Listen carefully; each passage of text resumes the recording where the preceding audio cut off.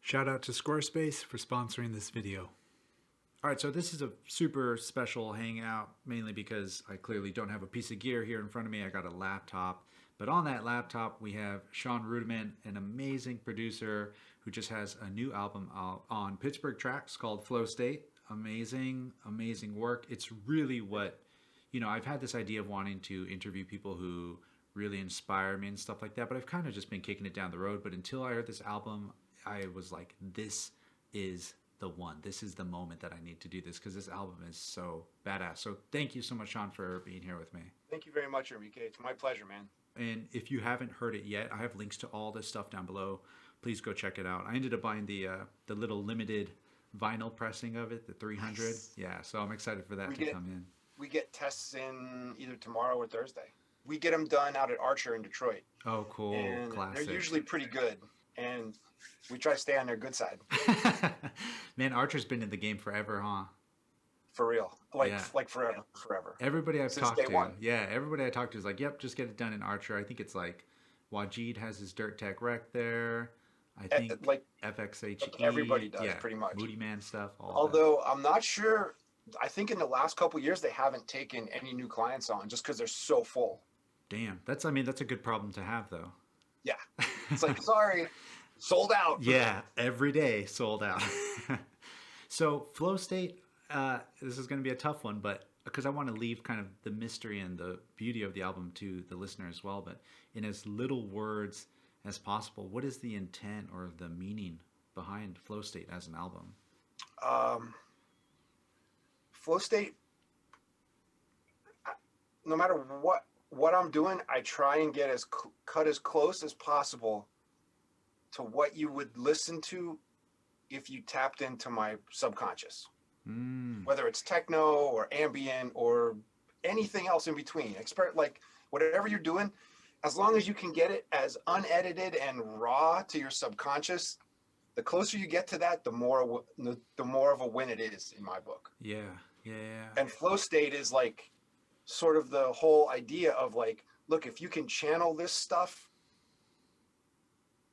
you become a conduit.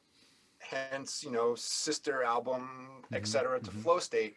But the Flow State is when you are the conduit. I mean, I'm so used to seeing you play live and hearing a lot of your dance tracks, and then hearing this one being a ton. It's almost like 70% ambient, cinematic type of just electric power, It's the inverse of like a regular, Shawn Rudiman album. Yeah. But what's crazy is those dance tracks that are in there are so good. There's like this, I've heard it on 2 tracks. I can't remember which 2 tracks it was, but there's this bass that I think you've used like at least 2 or 3 times on the album that I was like, I need to know what bass that is. Well, if it's on the dancier tracks, you're probably thinking of the bass that's on maybe the first one, like the more up-tempo Cloud Lake Motel.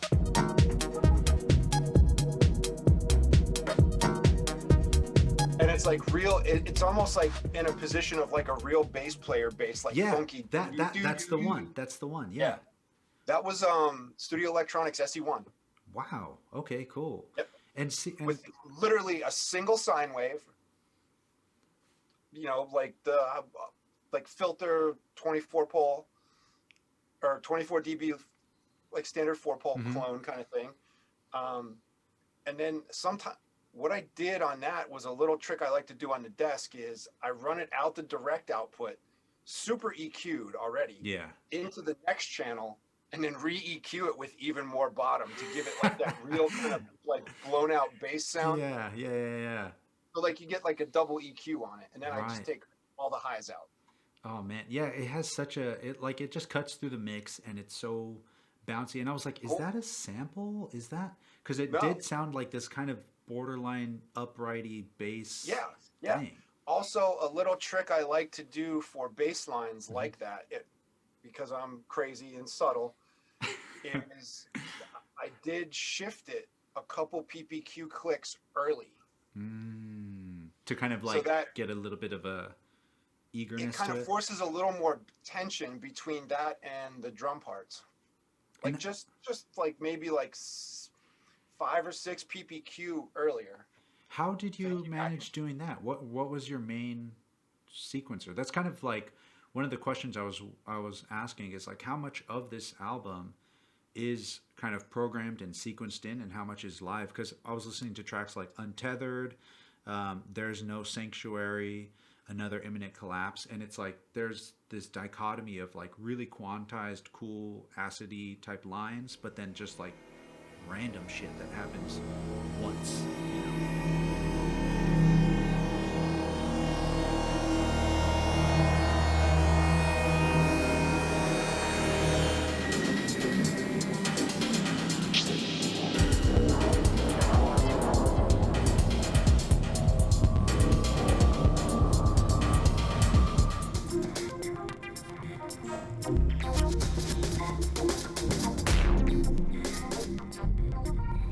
About half of the songs had some overdubs, and overdubs being I'm too lazy to program, so I just play them. Yeah. And a lot of the stuff was just like literally 90% of the structures, maybe 75 to 90%, right off the desk in one pass, and then like maybe an overdub of 1 or 2 sounds. Wow. So what were you using to run the bass line a little early?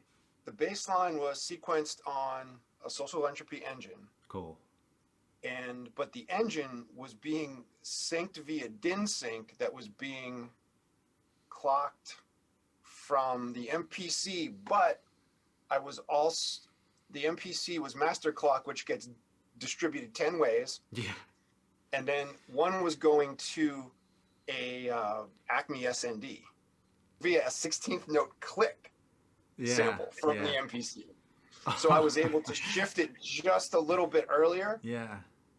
which was basically shifting the entire clock of the engine, but I was only using it for that line. So Dude, that's badass.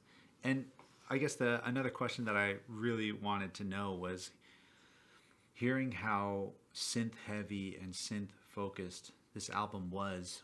What was the workhorse in this album? But I mean, knowing you, you just make shit work by default. yeah. Well, I would say that there's like several MVPs for the album. The MPC was obviously one, because that's pretty much like the foundation. But I was using it for clocking almost as much, much more than I was for sequencing actually. There's a Darkness Behind Every Sun was pretty much all MPC. And I would have to say the real MVP for this is the underdog that most people just totally disregard, but I cherish, Yamaha RX-5. Really? Yes. Was that basically like on every track? It's like almost all the drums.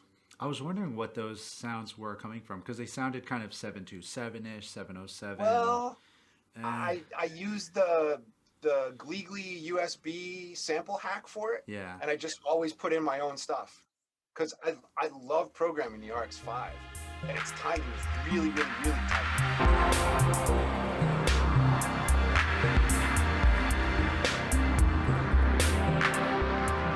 And which MPC are you referring to? The 3K? 3K. All Only day. 3K. All day. All day, every day, man. The only thing I would ever possibly go back to is the 60. Yeah. It's a toss up for those two as well. I always go back and forth between the two. If the 60 had more memory and you were lucky enough to get the Lynn SCSI kit for it, then yes. Otherwise, no. I don't know, man. I did my time with the 60, and I always sweated the 3000. Yeah. You wouldn't Like, go any so newer. hard. You wouldn't go any newer. No. Absolutely. Hands down, no. I mean, that's why I own a second 3000 as a backup. Yeah. As parts, just in case. It's 100% fully functional, but it's not the hot rodded one like I have.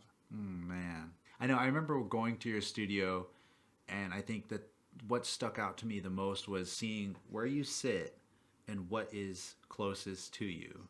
Directly, like, in my face. Yeah, it's like closer to you than the keyboard was. Yes.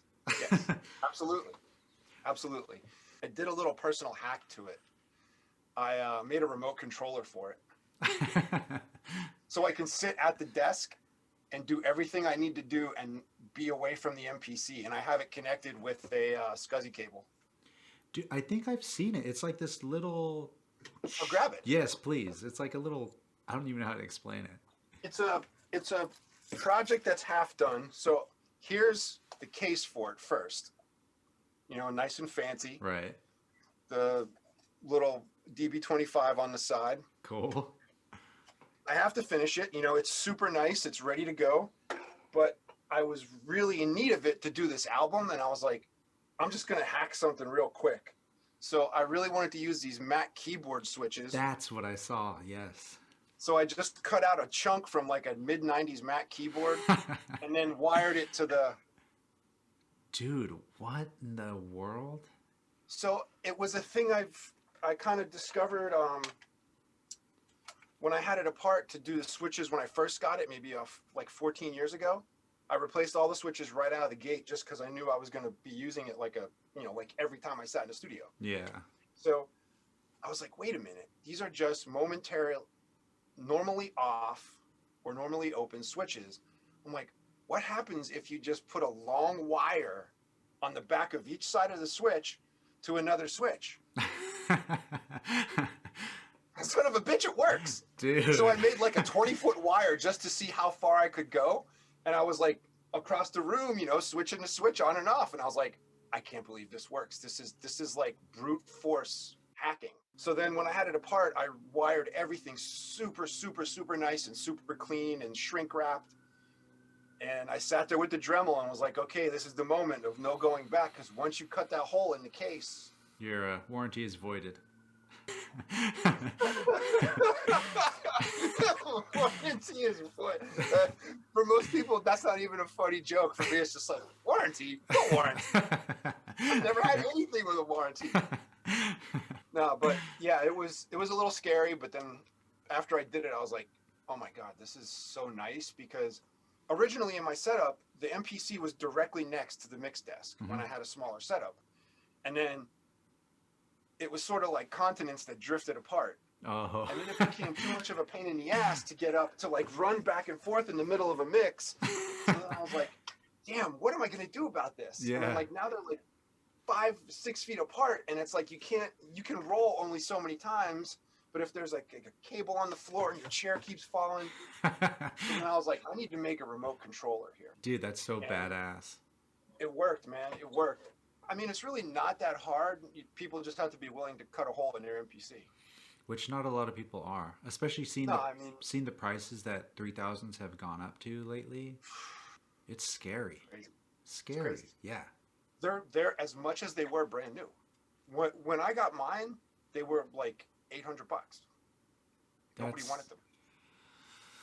My second one cost me $700. Dude, if only. If only. That can't even get you a broken one today. No. Sadly, you know. Well, there's two more questions I want to get to you. Okay. One of them being your 3 favorite synthesizers, which is like really impossible to answer. But really quick before we do that, I'm going to give a quick shout out to today's video sponsor, Squarespace. Enrique? Thanks, Enrique. So I've been using Squarespace for a few years now, and it's actually what I use to host my current website. Some of my favorite reasons why I use Squarespace are, for one, I have no skills in making websites or coding or anything like that.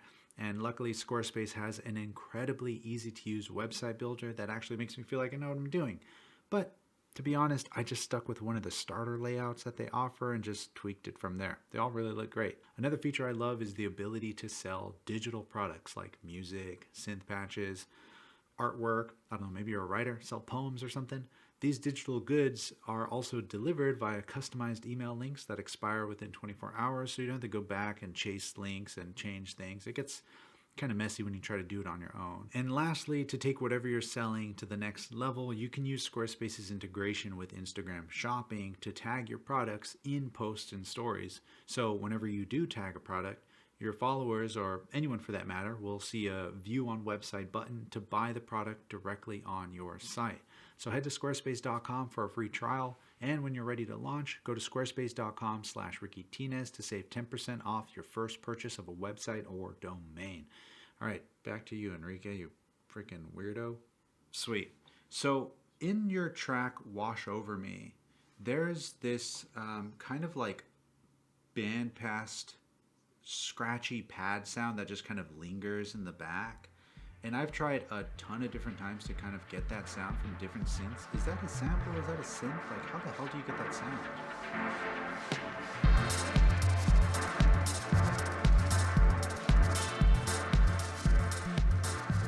That was the peak run through the bank of modular crap. Ah, okay. Because right when you said peak, I was like, I use the peak all the time. How have I not been able to make that sound? And then you said modular stuff. I'm like, okay. Yeah, I was like, you know what? The peak just sort of found a home right next to one of the cabinets of the modular, which is kind of nice because now it's starting to intertwine. Yeah. And it's weird because I used to have this really segregated studio where it's like this side's the digital side and samplers and digital synths, you know, the center's like drum machines and production stuff. Yeah. And as you got to the analog side, never the three shall meet, you know. It was like, and now I'm just kind of like, yeah, fuck all that. Yeah. That just doesn't make any sense. And the more it intermingles, the more cool things happen. Yeah, I've one thing I've really respected about you as well.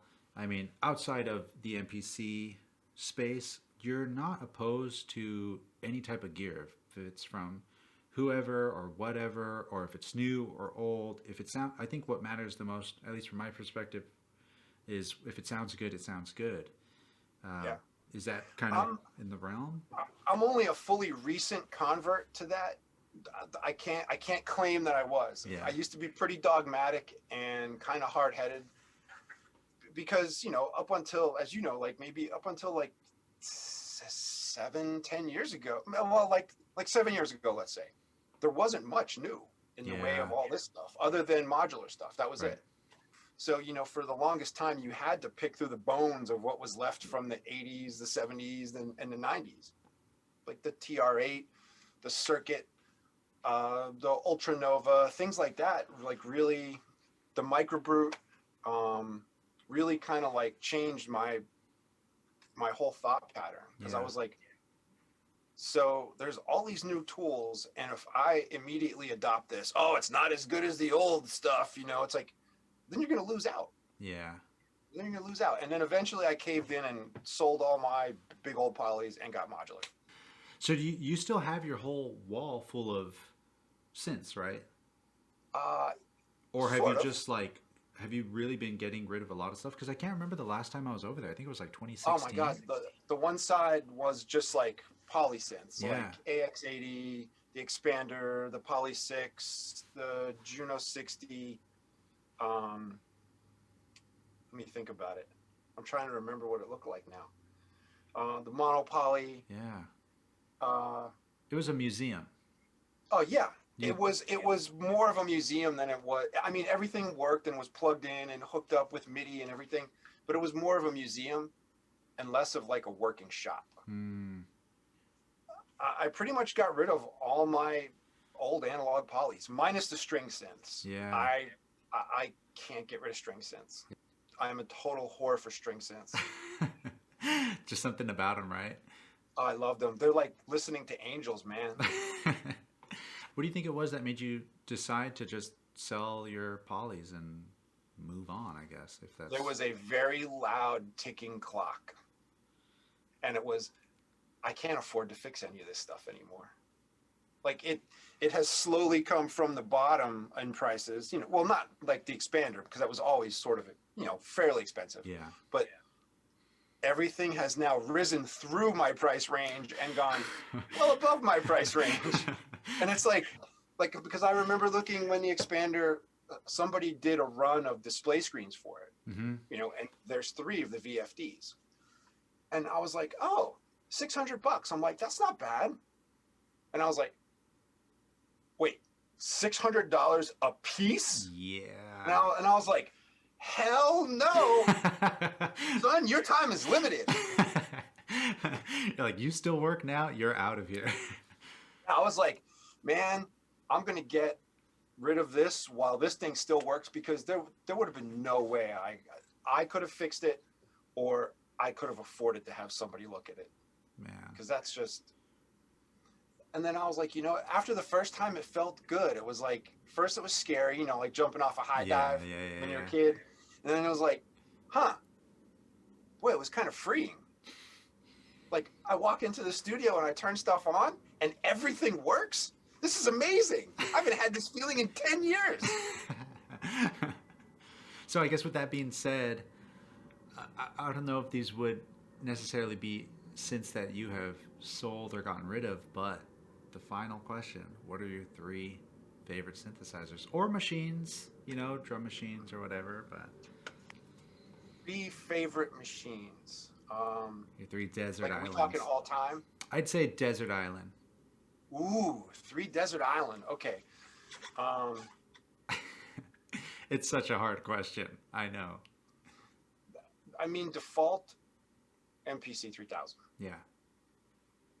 But if you just have an MPC 3000, you still need sample sources. Yeah. So, that being said, the other desert island machine is something that somebody would never think. It would be my Korg Electribe ES2. Dude, I remember you rocking that hard at one point. That thing, it is the Swiss Army knife, man. It has polysynths on it. You can manipulate samples. It can sample itself. So that in an MPC, you write songs for the rest of your life. Yeah, man. And then on the other side, something like extravagant sound generator that does a lot of stuff.